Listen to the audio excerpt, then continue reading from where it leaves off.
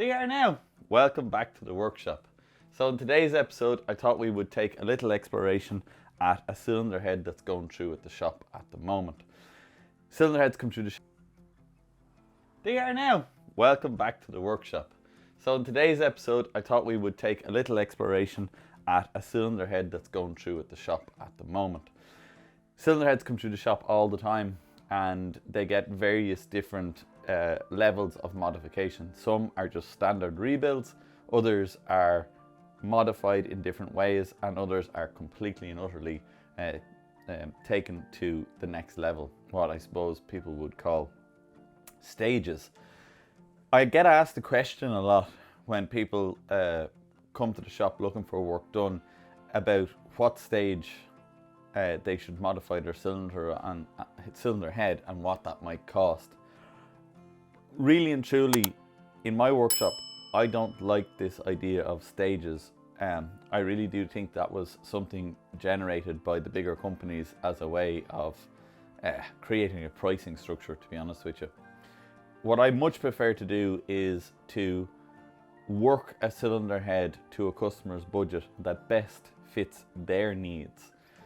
What I thought would be a nice idea would be to bring you along with this cylinder head and show you the best benefits that you can get for your money and the levels that you can get to for that. In other words, this cylinder head is going to get what I suppose would you say is the most basic level of an upgrade from a standard rebuild to the next level on from that. Probably take about 3 parts to do this, because one of the options is the cylinder head will need to go to the machine shop to get the valve seats cut. I'm very lucky. One of the people who does machine work for me, in fact the guy who does pretty much all of my machine work, has one of the latest CNC valve seat cutting machines, so it can actually cut valve seats or valve seat profiles that we program into the machine with a CNC cutting head. So I want to show you the differences between that. I have in stock a cylinder head that was given to me by another customer to look at, which had just had triangle valve seats cut with something like an older type machine where it's a cutter that cuts the valve seats as opposed to a computer numerical machine which can cut full radiuses. What I think would be cool is after this cylinder head gets its valve seats cut for its valves, bring you guys back again and we'll do a back-to-back comparison and show you the difference between a modern computer controlled cut valve seat and the older style triangle valve seats that are cut with cutters. Am I saying that they're no good? Absolutely not. They're a really good valve seat. Triangle seats were the rage for years and years and years, but I just want to show you how technology has moved on and how it can produce better equipment or can produce better finishes for the same kind of money. The first step in any cylinder head rebuild is going to be stripping the head and making sure that it is actually a worthy candidate for rebuild. I try and encourage people where possible to actually at least undergo this step themselves, because to be honest it requires little or no tooling. A valve spring compressor possibly, but I'm actually going to show you how I do it here in the shop. I don't use a valve spring compressor, I actually use my milling machine. And you could actually substitute my milling machine for even a very basic drill press and it would achieve the same solution. I suppose we'll address the elephant in the room. There hasn't been a video for 2 weeks or thereabouts, and the truth is, guys, I was taking a little break. I was having a little holiday. The garage at this time of year gets phenomenally busy. And unfortunately I still do have to make a living. I'd love to think YouTube money paid the bills, but it doesn't. So we are working very hard in the shop to try and get through all of the jobs that need to be done, keep the customers happy, keep them on track. And as a result, I've just been really tired. Took a week's holidays to take a break, bit of energy again now, so hopefully normal service will be resumed. Let me know in the comment section below if you'd like to see more of this type of, step-by-step video where we take a component and bring it through the different stages. I know we've done this a little bit in the past with maybe gearboxes, but I'm more than happy to do this with, say, engines or other singular components like that. And maybe we could talk about camshaft upgrades, valve train upgrades. I suppose the list is endless. First job to do is to just break down some of the components here. The major components that we want to get rid of are just stuff that's going to get in the way of us being able to strip the cylinder head. So what I'm taking out here are the rocker studs. These are the studs that hold down the rocker posts to the cylinder head, and they are also a part of holding on the rocker cover. What do I use to do this? There is tools that you can get with kind of rollers inside them, and they grip onto the stud and open it.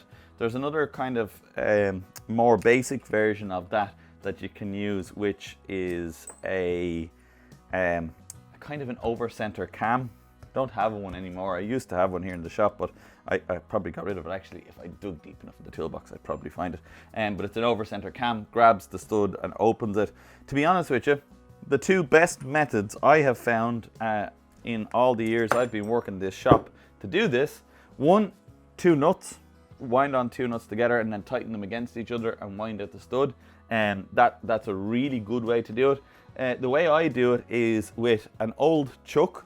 This is a chuck off an old lathe I had, and simply you can just tighten the stud down onto the jaws of the chuck, and it opens pretty much 90% of the studs that I come in contact. One of the reasons why I like using the chuck is that I can grab the stud down low here and I can save the threads. Pretty much all of those stud extractor type tools tend to mar the threads up in the studs and make them probably useless to ever be fit again.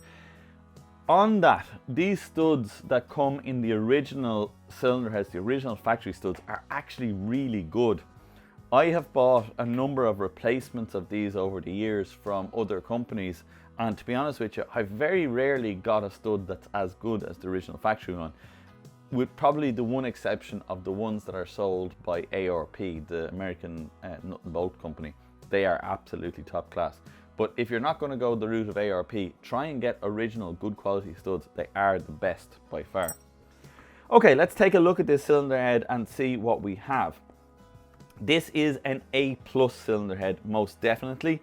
Some of the features on an A+ cylinder head that give away its sort of categorization is this depression in here on this side of the cylinder head. An A series head, the original A series head, or as it's called sometimes, the slab casting, this all is one flat surface. So we can tell this is an A+ cylinder head from that. You can also see the depression over on this side. Again, the same thing on an A series or the old slab head, this would be one piece. It would be one flat surface here. The casting number is here, which is 12G940. That is the very much popular 1275 standard cylinder head casting. That casting number went all the way from slab heads all the way through to these A+ cylinder heads.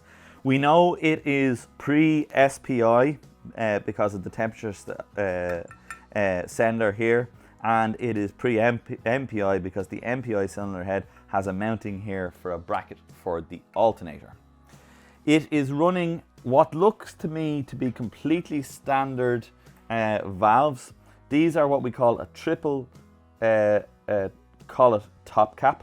You can tell the difference between a triple collet top cap and a single one by this raised ridge here. I'll get a single collet top cap now and show it to you. So there's a single collet top cap, and you can see the difference. There's a raised ridge on the triple collet ones, and there is a complete flatness on the single. Oftentimes people ask me, are the triple collets no good? Are those triple collet top caps no good? They are good to a point. The point really is sustained RPM. If it's an engine that was going to spend most of its life up around 5,000 to 7,000 RPM, then my honest opinion is the single groove top cap is a much better option for that. If it is a sort of fast road,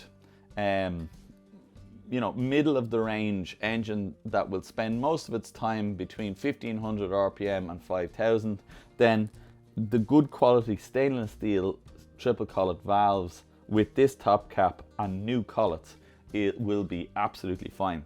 I will, however, put that caveat in.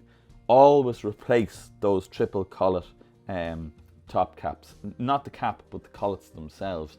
Over the years, those collets wear, and there is much less material in a triple collet as opposed to a single, holding the whole arrangement together. I have definitely seen examples over the years where these triple top caps have failed, let go of the valve, dropped it down into the cylinder and caused an absolute catastrophic engine failure. So for the sake of the couple of pence it costs to put a new set of top collets in, it is absolutely worthwhile.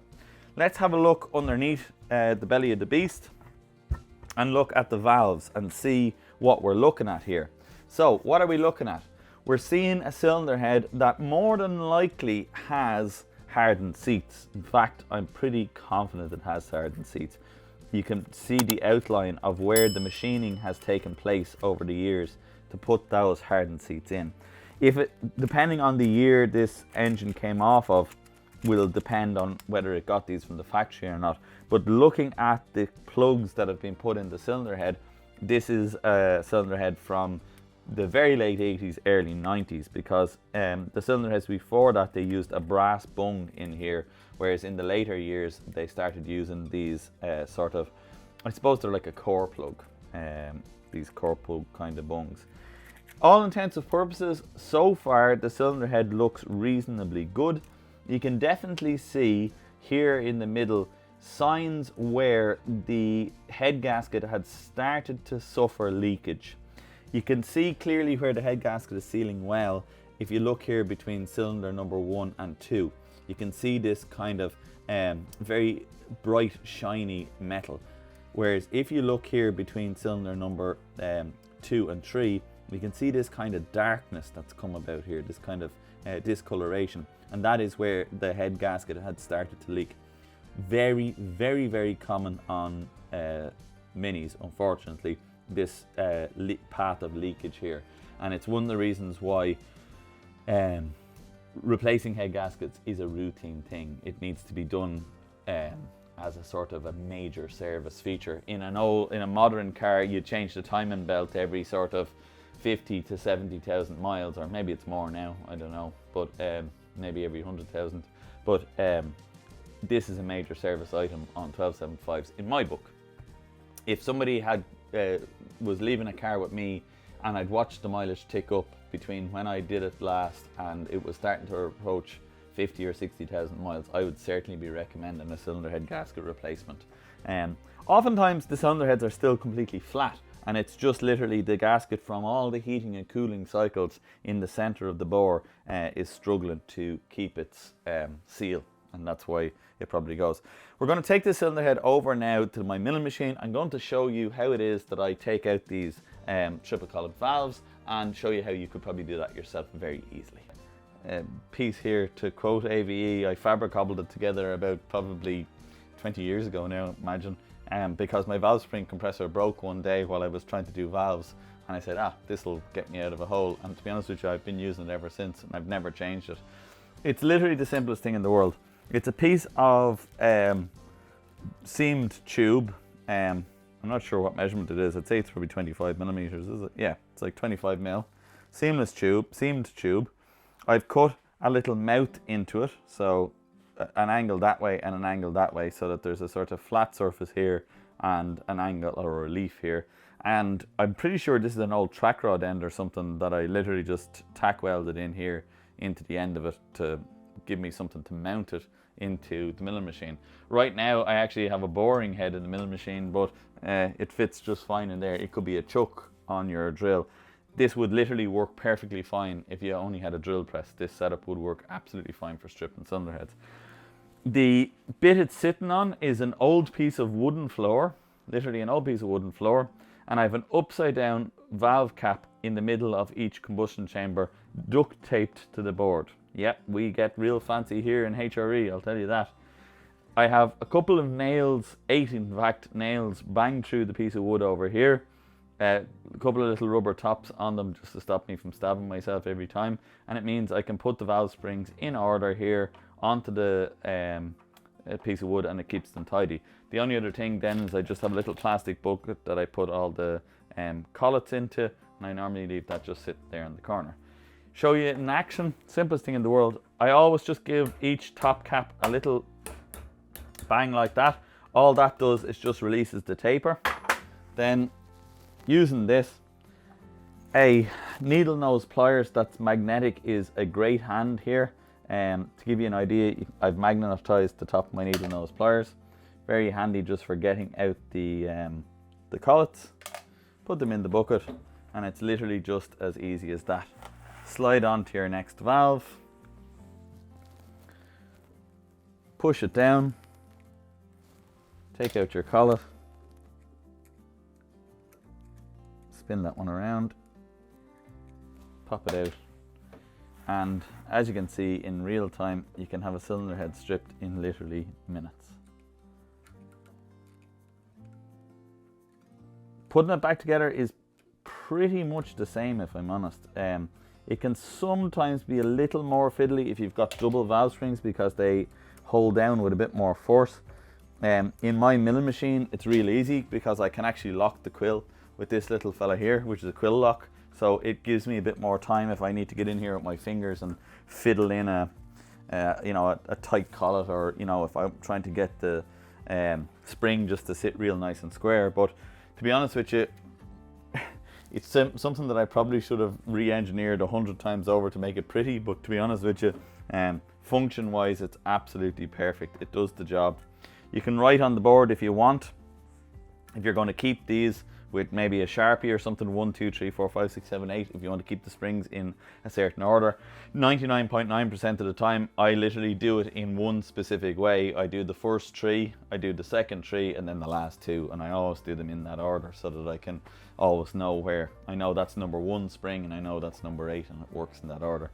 But in a cylinder head like this that's going to be rebuilt, we'll be putting all brand new valve springs in anyway, so nothing really to worry about. I'll give you just a close-up look at the board now so you can see how that works. There's my duct taped valve, so it's just upside down top caps, these guys. It's literally just one of those sitting in the middle of each combustion chamber, and that just keeps the valve closed. So when you go to try and press down, the top cap sits across the exhaust and the inlet valve, keeps it closed, and allows me to pop out all the valve springs. It's literally that simple. Let's bring the cylinder head back over to the bench and we can check it out and see what it needs doing. Just before I show you the valve seats, we talk about the valve seats, just a quick word to thank everybody who subscribes, everybody who watches the videos, and all of you who are new. You are absolutely most welcome to the channel. I hope you enjoy what it is we do here, and if you do, please give us a comment. Don't forget to bang the like button and have a look at our catalogue. We have loads of videos on loads of topics. We're trying desperately here to build up a repertoire of mini engineering videos that will take us from one end to the other of a mini that people can use hopefully going forward to understand more about their car, help you guys fix your cars, maintain them and keep them running. With that said, let's have another look at this cylinder head. So now that we have all the valve springs off, we can now actually see each individual valve.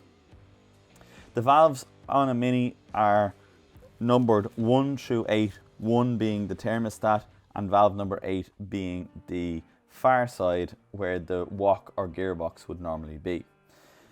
The arrangement in a Mini is exhaust, 2 inlets, 2 exhausts, 2 inlets and 1 exhaust, because it is a Siamese cylinder head, meaning that 1 inlet feeds 2 cylinders, 1 exhaust feeds 2 cylinders, 1 inlet feeding 2 cylinders, and then an exhaust port on the outside and an exhaust port on the outside here. These valves, as I said, are triple collet valves, and if we take out 2 of them, we can see what we're dealing with. If we look at the valves, we can see that there is signs that this engine, in fairness, has been running pretty well. No great carbon buildup on either the exhaust or the inlet, which makes me believe that the engine was reasonably healthy that this came off of. There is some wear on the exhaust valve stems itself, particularly up around the top, which is exactly where I would expect it, because that's where the most load is on the actual valve in the guide itself. Let's take a closer look in at the valve seat, and we can very definitely now say, get you a little extra light here, that this is most definitely a hardened seat, and I can tell this because there is a lip here, which is where this valve seat is sitting in onto. So when there's a lip there, that definitely tells you it's a hardened seat. The good thing about those hardened seats is they don't tend to wear out with the new modern fuels. Modern fuels are very hard on valve seats, and if you have an old cast iron valve seat, what you will see is lots of pitting and degradation on the seat. These modern hardened valve seats work brilliant. They keep a clean seat and allow the valve to continue to perform for long periods of time. So what is the plan for this cylinder head? Oftentimes when customers ask me where is the best money spent on restoring a cylinder head, I will tell them that you need to always start with the best quality components you can. So what I've suggested to this customer we do is we change from these standard two-piece valves, in other words these valves are made in two pieces and then friction welded together, to the more modern single piece EN21 steel or stainless steel valves. That will be a huge improvement. We'll stick with triple top caps because that'll save them a little bit of money with the top cap, and all we'll be doing then is buying collets for it. We are going to change from the factory original single valve spring to a more I suppose performance orientated double valve spring. In order for us to fit performance orientated double valve springs, we will need to check the seat heights to make sure we have enough room to actually get a good nose pressure or opening pressure on the valve. If anyone wants to see how that's done, back at the very beginning of my channel, months and months ago now, I did a series of videos on how it is you check seat and valve spring seats. I'll put a link to it up here in the corner. You can check that out. We're going to have to do that job on the cylinder head. We're going to have to change these valve guides, which are a lump of steel, in this case cast iron, which are pressed into the cylinder head. They're a tube in nature, and what their job is to allow the valve to move up and down. We're going to change them to a bronze type valve valve guide. Let's see if I have one here to show you. This is them, and them is they. So this is the guide. It's pressed into the cylinder head and it allows the valve to run up and down inside it. We're going to change from the cast iron valve guides that are in this cylinder head to a bronze valve guide like this. Why? Bronze is a lower friction material, meaning that we will get a freer running valve, taking away less power from the engine. The bronze is a better heat removal material as well, so it will take heat out of the valve, giving the valve more longevity and more life. And generally speaking, the original factory guides were actually all machined in situ. That is to say, they were actually not the right size. There was a pilot hole through the valve guide, but it actually wasn't the size. They then, in the factory, machined the valve guide in all one go, bored and honed, and then the valve seats were cut to that. So what we find is, in the original valve guides themselves, they're not always in the center of the valve guide bore. What that means is when you go to try and set up your rocker geometry afterwards, some of the valves will actually be as much as 1 millimeter or 1.5 millimeters to the wrong side of the valve guide bore. That also affects where the seat is, because the seat is now offset in the cylinder head as well. All of those are little performance gains that can be got, so it's a well worth exercise doing, and money spent on the valve guides is very definitely worthwhile. So we'll change the valves to a modern stainless steel valve, one piece. We'll change the guides. We'll change to a better quality valve spring not necessarily a heavier pressure, but we'll go from single to double so that we get more control over the valve. More control over the valve will give us a quieter cylinder head, will give better valve train performance, and will increase longevity on the camshaft because it won't be seeing the loads or the peak loads that would have been with the older type valve springs. The second thing we're going to do to this cylinder head is we're going to open up the combustion chambers ever so slightly, give a bit more room here around the inlet just to allow it breathe a little bit better, and we're going to blend the valve seats. That is to say, we're going to put a slightly bigger inlet, a slightly bigger exhaust, and we will blend the valve seat into the port. Most of that blending work will actually be done by the computer numerical valve seat cutter. We will have to do just a small little bit of work afterwards just to tidy it all up and put it right. On the next episode, what I will be doing is I will be pushing out these valve guides.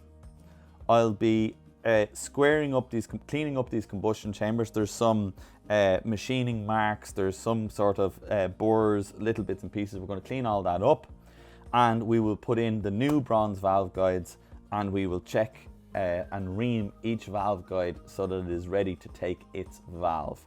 Then the cylinder head will be ready to go off to get its CNC machining done, and when it comes back we'll do a final video of assembling this cylinder head back together and putting it right. There's only one other thing we need to know, and I've contacted the customer about this and he has given me the measurements. He has a specific camshaft. The camshaft he has requires a 10:1 compression ratio. He is using his original pistons, his original bore, so he has measured how high his pistons sit in his bore, and from that I can now calculate the compression ratio he needs. In other words, the swept volume versus the final volume. We may need to skim some material off this cylinder head in order to get that compression ratio right. Typically speaking, more than likely this is going to have a compression ratio as it is standard around 9:1.